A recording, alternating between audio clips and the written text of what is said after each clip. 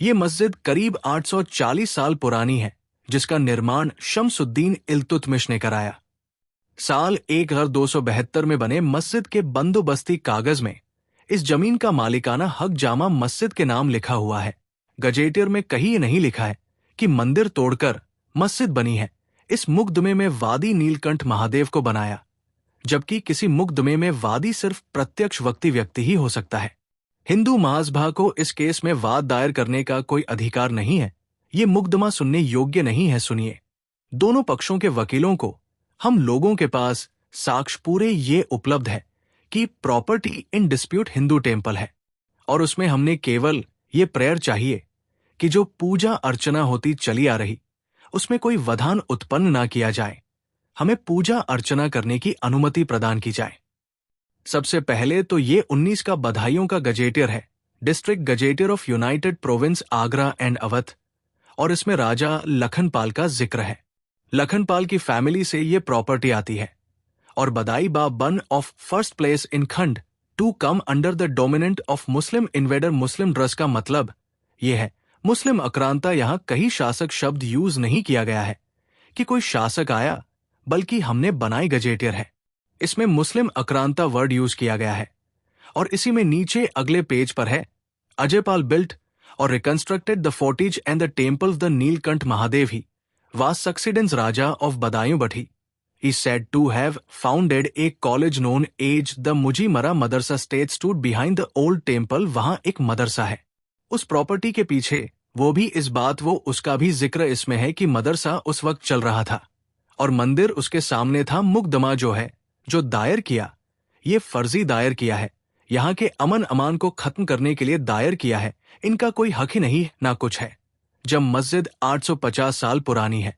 और जैसे इन्होंने ये कहा कि मुगल आक्रांता, इनके अपने दावे मुगल आक्रांता से तो कोई मतलब ही नहीं। ये जो है गुलाम वंश शम्सुद्दीन अल्तमश ने बनाया था। उन्हें हिस्ट्री की नॉलेज नहीं है, इन्हें मुकदमा करना था। फर्दी इसलिए कहीं से कहीं लिख दिया। आजकल एक फैशन चला गया है, मुगला क्रांता तो ये, और वहां पर नमाज हो रही, कहीं इनका कभी कुछ नहीं है। अब इन तर्कों के साथ साल 2022 से सुनवाई जारी है। आज भी तारीख लगी थी, सुनवाई हुई तो क्या हुआ, मंदिर पक्ष ने डिमांड रखी कि मस्जिद का सर्वे किया जाए। इस पर मस्जिद पक्ष ने आपत्ति जाहिर की, कहा कि ये सिर्फ माहौल बिगाड़ने की कोशिश है। कोर्ट ने अगली सुनवाई तारीख रखी 10 दिसंबर, और तब अदालत इस बात का फैसला भी करेगी कि ये केस सुनने योग्य है भी या नहीं। सुनिया पत्रकारों को जो इस मुद्दे पर और इनसाइट शेयर कर रहे हैं। बदायूं जामा मस्जिद पर हिंदू पक्ष के दावे के बाद अब मुस्लिम पक्ष ने भी अपने तरफ से अदालत में अपनी बात रखी है। इंतजाम कमेटी के तरफ से पेश हुए वकीलों ने सीधे तौर पर इस दावे को नकार दिया है और कहा है कि ये कभी मंदिर था ही नहीं, ये सिर्फ और सिर्फ मस्जिद है, और आज की नहीं 800 सालों से ये मस्जिद है। मुस्लिम पक्ष की तरफ से पेश हुए वकीलों ने आज अपनी दलीलें अदालत के सामने रखी है, और अभी उनकी बहस अधूरी है। 10 दिसंबर अगली तारीख लगी है, जब इस बहस को आगे बढ़ाया जाएगा। लेकिन बड़ा सवाल यह है कि ये जो बहस चल रही है दरअसल क्या है। ये बहस सिर्फ और सिर्फ इस केस के मेंटेनेबिलिटी की का मामला है कि क्या अदालत इस मामले को आगे सुन सकती है या इसे बंद करेगी। इसी मामले पर यह पूरी की पूरी सुनवाई चल रही है। मुस्लिम पक्ष का दावा है कि हर लिहाज से ये मस्जिद है और मंदिर का कोई नामो निशान यहां नहीं है। उनका कहना है कि 1991 के वर्शिप एक्ट से ये पूरी तरीके से बाधित है और इस पर कोई सुनवाई नहीं हो सकती। दूसरी तरफ बहुत पुराना यानी कि आजादी के पहले के वक्फ में भी इसका जिक्र है, यानी कि वक्फ से मैं वक्फ में इसका पहले से ही ये मस्जिद दर्ज है। लेकिन क्या इस मामले को सुना जाएगा, ये बड़ा सवाल है। हमने शुरुआत में ही आपको बताया था कि लगातार देश की अदालतों में इस आशय के मुकदमे जा रहे हैं, मुकदमे जिनमें धार्मिक स्थलों के सर्वे की मांग उठाई जाती है, और पक्ष हमेशा हवाला देता है कि साल 1991 के प्लेसेस ऑफ वर्शिप एक्ट का सम्मान किया जाए। क्या है ये कानून, पहले ये जानते हैं। इसे 11 जुलाई 1991 को तत्कालीन पीवी नरसिम्हा राव वाली सरकार के कार्यकाल में लाया गया। इस कानून के मुताबिक आजादी यानी 15 अगस्त 1947 के बाद जो धार्मिक स्थल जहां पे है उसकी स्थिति में बदलाव नहीं किया जा सकता है। अयोध्या के राम जन्मभूमि और बाबरी मस्जिद विवाद, मथुरा के शाही ईदगाह केस और वाराणसी के ज्ञानवापी केस में भी मुस्लिम पक्ष ने, मस्जिद पक्ष ने इस कानून का संदर्भ सामने रखा था और अदालतों से गुहार लगाई थी कि देश में धार्मिक स्थलों के संरक्षण का कानून बना हुआ है, इसे छेड़छाड़ ना करें। लेकिन आपने देखा ही कि कानून होने के बावजूद संभल, अजमेर और बदायूं का केस सामने आया है। इन मुकदमों में भी मस्जिद पक्ष ने इसी 1991 के प्लेसेस ऑफ वर्शिप एक्ट का हवाला दिया है। लेकिन फिर भी याचिकाओं की सुनवाई हो रही है। सवाल उठता है कि कोर्ट्स ऑफ जुडिशरी में ऐसा क्या हुआ कि 1991 वाला कानून कम से कम बेका होता तो दिख ही रहा है। इसका जवाब हमें सुप्रीम कोर्ट के वरिष्ठ वकील दुष्यंत देवे के इंडियन एक्सप्रेस में लिखे एक आलेख से मिलता है। लेख का शीर्षक है when the courts act in their own contempt. इसमें लिखा गया है कि साल 1991 के प्लेसेस ऑफ वर्शिप एक्ट का हवाला देते हुए सर्वोच्च न्यायालय ने कहा था किसी एक मुकदमे में कि जब देश को आजादी मिली तब संसद ने निर्धारित किया कि ब्रिटिश राज से आजादी अतीत में हुए अन्याय को ठीक करने का एक संवैधानिक आधार प्रदान करती है। इसके तहत तमाम धार्मिक समुदायों को विश्वास दिलाया जाता है कि उनके पूजा स्थलों को संरक्षित रखा जाएगा और उनके चरित्र में कोई बदलाव नहीं किया जाएगा। तब सुप्रीम कोर्ट ने आगे कहा कि मुस्लिम शासकों ने हिंदू पूजा स्थलों के खिलाफ जो कार्रवाई की थी, ये न्यायालय आज उनसे जुड़े दावों पर विचार नहीं कर सकता। वो कोई भी व्यक्ति जो पुराने शासकों की कार्रवाई के खिलाफ सांत्वना या सहारा चाहता है, कानून इसका जवाब नहीं है। तब कोर्ट ने माफी के स्वर में अपोलोजेटिक टोन में कहा था कि 6 दिसंबर 1992 को अयोध्या में मस्जिद को नष्ट कर दिया गया और ये कार्यवाही स्थिति को बनाए रखने के आदेश और कोर्ट को दिए गए भरोसे को तोड़ते हुए की गई मस्जिद और इस्लामी संरचना का विध्वंस रूल ऑफ लॉ का एक गंभीर उल्लंघन था। यानी तब अदालत ने कहा कि धार्मिक स्थलों में बदलाव करने की मांग करती याचिकाओं को कानूनन सुना ही नहीं जा सकता, क्योंकि आजादी के समय देश की जनता को यह भरोसा दिया गया था कि अतीत में हुई ज्यादतियों पर मरहम लगाया जाएगा। साथ ही सभी को मिलेगा अपने धार्मिक प्रतीकों, स्मारकों और स्थानों को संरक्षण का भरोसा। अब अपने इसी लेख में दुष्यंत दवे साल 2019 के सुप्रीम कोर्ट के अयोध्या फैसले के हवाले से लिखते हैं कि लेकिन पूर्व व मुख्य न्यायाधीश जैसे एस ए बोबे और DY चंद्रचूड़ ने अन्य जजों के साथ मिलकर ऐसी पीठों की अध्यक्षता की जिन्होंने न्यायालय के पिछले फैसलों को दरकिनार कर खतरनाक परिस्थितियों के लिए आधार तैयार किया और सुप्रीम कोर्ट के ऐसे हस्तक्षेप से प्रेरणा लेते हुए जिला और उच्च न्यायालयों के यानी डिस्ट्रिक्ट कोर्ट्स और हाई कोर्ट्स के जजों ने उन लोगों के कहने पर मुकदमे सुनने शुरू किए जो अब तक कानून के तहत मुकदमे दायर करने से प्रतिबंधित थे। संभल में हुई हिंसा केस में वो यूपी सरकार पर अपने हिस्से के हमले कर रहे थे और उनका भाषण सुनने वालों ने ध्यान से देखा अखिलेश यादव के पीछे संभल हिंसा के मुख्य आरोपी और सांसद जियाउर रहमान बर्ग बैठे हुए हैं। संभल जो इसलिए जाना जाता था कि भाईचारे के साथ वहां रहते हैं लोग, वहां अभी से नहीं सदियों पुराना भाईचारा हजारों साल से इसी तरह रहते आए हैं। लेकिन अचानक ये जो घटना हुई है, ये सोची समझी रणनीति के तहत वेल प्लान हुआ है और वहां के भाईचारे को गोली मारने का काम हुआ है। जो घटना हुई है वो सोची समझी साजिश है। वहां जो खुदाई या खुदाई की बात लगातार अध्यक्ष महोदय देश में कोने कोने पर भारतीय जनता पार्टी और उनके सहयोगी और समर्थक शुभचिंतक बार बार खुदाई की जो बात कर रहे हैं। अध्यक्ष महोदय, ये खुदाई जो है हमारे देश का स्वाहा, हमारे देश का भाईचारा, हमारे देश का गंगा जमनी तहजीब को खो देगा। लोकसभा का एक और हाई पॉइंट रहा विदेश मंत्री एस जयशंकर का बयान। उन्होंने चीन के साथ सीमा विवाद को लेकर संसद में बयान दिया और ये कहा recent developments reflect a continuous diplomatic engagement since then have set our ties in the direction of some improvement. वही कांग्रेस सांसद गौरव गोगोई ने इशारों में गौतम अडानी का नाम लिया तो संसदीय कार्यमंत्री ने पलटवार किया। प्रधानमंत्री की बात है, प्रधानमंत्री की बातों सुनोगे, प्रधानमंत्री की बातों सुनोगे। प्रधानमंत्री ने क्या कहा? मुझे समझ नहीं आया। पहले मुझे समझ नहीं आया कौन सेफ है, पाए एक कौन है समझ नहीं आया। फिर मैंने मीडिया की सुर्खियां पढ़ी तो मुझे समझ आया एक है तो सेफ है। इसका मतलब क्या कि अगर मीडिया कंपनी छीन नहीं है तो CBI आपके साथ है। अगर एयरपोर्ट आपको लेनी है तो ईडी आपके साथ है।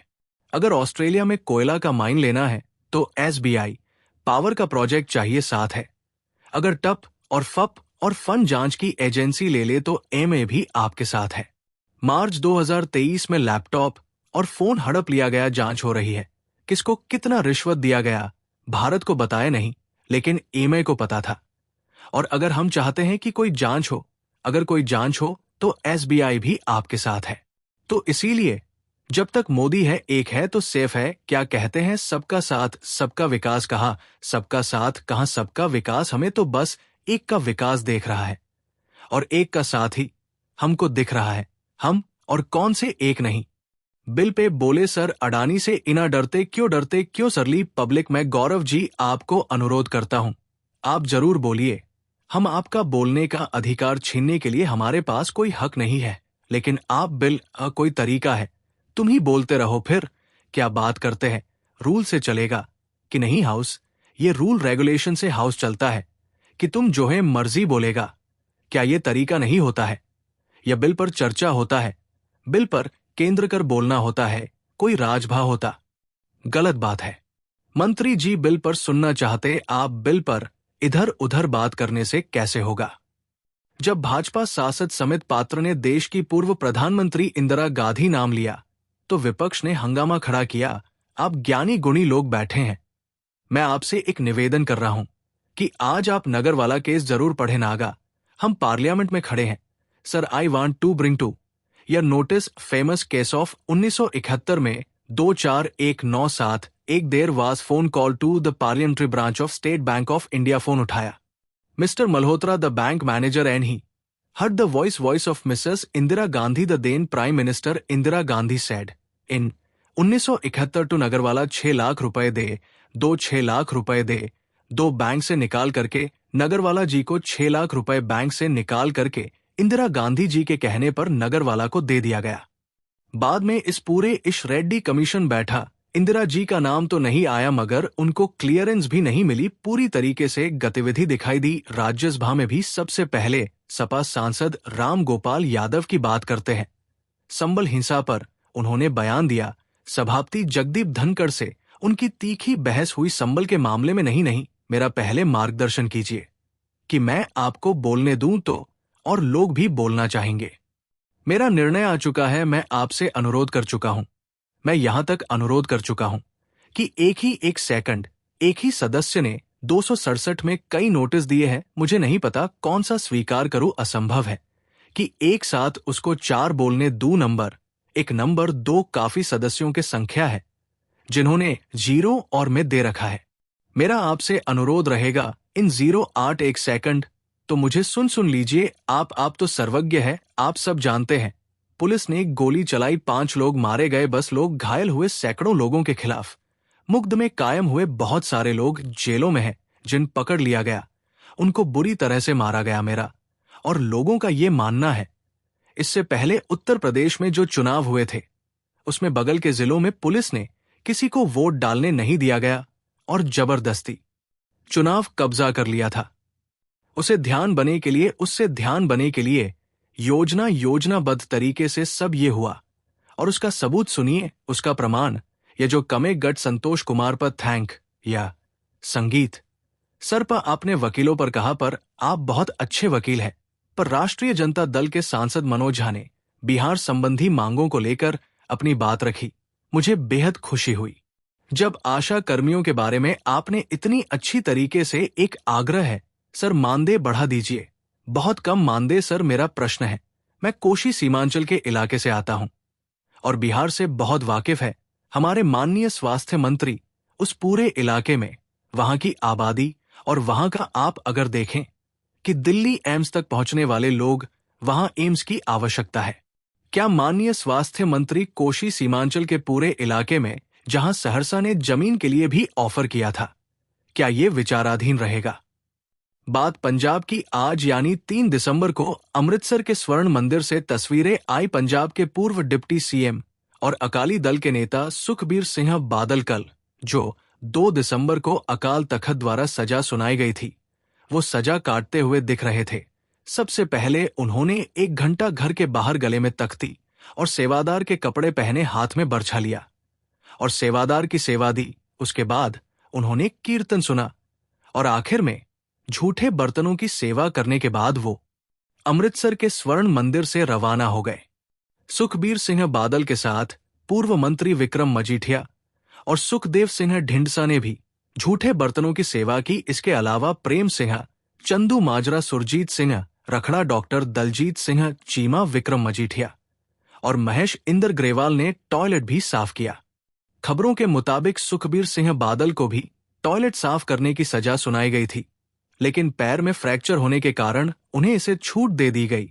हमने आपको कल के ललन टॉप शो में बताया था कि मामला क्या है। दरअसल 2 दिसंबर को श्री अकाल तख्त में डेरा सच्चा सौदा प्रमुख गुरमीत राम रहीम के मामले में 5 सिंह साहिबान की बैठक हुई थी। इस बैठक में सुखबीर सिंह बादल समेत साल 2012 से 17 की शिरोमणि अकाली दल की सरकार के दौरान अन्य कैबिनेट सदस्यों को धार्मिक दुराचार के आरोपों के लिए सजा सुनाई गई थी। इस मामले में 30 अगस्त 2024 को सुखबीर बादल को अकाल तख्त ने तनखैया, मतलब इसका मतलब होता है कि धार्मिक दुराचार का दोषी घोषित किया था, तनख या दोषी किया था। और फिर 2 दिसंबर को सुनाई गई सजा। हमने एक्सपर्ट से पूजा सजा के तमाम आध्यात्मिक और राजनीतिक आयामों के बारे में सुनिए। उन्होंने क्या बताया? ऐसा है कि जो शिरोमणि अकाली दल है, 100 साल से ज्यादा पुरानी पार्टी, इसमें इतना बुरा हालत इस पार्टी की कभी नहीं थी जितनी अब है। 2 इलेक्शन बैक टू बैक हार चुके हैं। पार्टी में बहुत ज्यादा स्प्लिट और डिवीजन है और इससे नीचे पार्टी जा नहीं सकती जितने अब इनके पास एमएलए और है। तो यह बहुत ही लो उस लेवल पर आ चुकी है पार्टी। और अब इस पार्टी को डेफिनेटली चाहिए कोई ऐसा तरकीब जिससे यह दोबारा अपने आप को रिवाइव कर सके।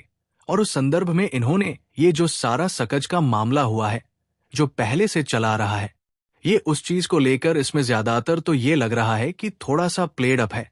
मतलब अपने आप इन्होंने इसको बनाया गया है। किस तरह से? और ताकि इससे जो है सिर्फ उठ ही सके दोबारा, क्योंकि ये जो इनका सिख धर्म है, जब ये इस तरह की पनिशमेंट मिलती है उसके बाद मतलब वो खत्म हो जाती है। बात पीछे वाली बात खत्म हो गई तो उसके बाद सिर्फ ये उठ ही सकते हैं ऊपर। तो अब वो इन्होंने कर दिया कि इतनी हो गई पनिशमेंट, इससे ज्यादा और कुछ हो नहीं सकता, तो एक क्लीन स्टेट से फिर दोबारा इसको शुरू करेंगे। लेकिन कुछ ऐसी चीजें भी हैं जो शॉकिंग है, जो शायद स्क्रिप्ट का पार्ट नहीं थी। और उसकी वजह यह है कि जो सिख क्लर्जी है वो बड़ी देर से दबी हुई थी बादलों के अंदर। बादल परिवार ने उस पर बहुत ज्यादा उन्होंने कब्जा किया हुआ था। तो ये अब एक तरह की रियल जी है। सिख क्लर्जी उनकी एक रियसस है कि हम भी जो है हम इंडिपेंडेंट हैं और हम मामले में हम कोई भी स्टेप ले सकते हैं। भारत में त्रिपुरा की राजधानी अगरतला में बांग्लादेश के राजनीतिक मिशन में हुई तोड़फोड़ मामले में 7 लोगों को अरेस्ट किया गया है। वहीं परिसर में घुसपैठ के मामले में 4 पुलिस अधिकारियों के खिलाफ कार्रवाई की गई है। इस बीच बांग्लादेश में भारतीय उच्चायुक्त को तलब कर घटना का विरोध जताया गया है। साथ ही बांग्लादेश ने अगरतला में अपनी काउंसलर सर्विस भी बंद करने का ऐलान किया है। दरअसल सोमवार को अगरतला में स्थित बांग्लादेश के सहायक उच्च आयोग में कथित तौर पर कुछ लोगों ने घुसकर तोड़फोड़ की और हंगामा मचाया। इस घटना की भारतीय विदेश मंत्रालय निंदा की जांच के आदेश दिए, जिसके बाद हुई कार्रवाई। सूबे के मुख्यमंत्री माणिक साहा ने कहा कि मैं घटना की निंदा करता हूं। शांतिपूर्ण विरोध की अनुमति दी जा सकती है, लेकिन इस तरह का व्यवहार स्वीकार्य नहीं है। आज का अदीब सिद्दीकी न्यूज यहीं तक। स्वस्थ रहिए, मस्त रहिए, देखते रहिए Adeeb Siddiqui news. Good bye.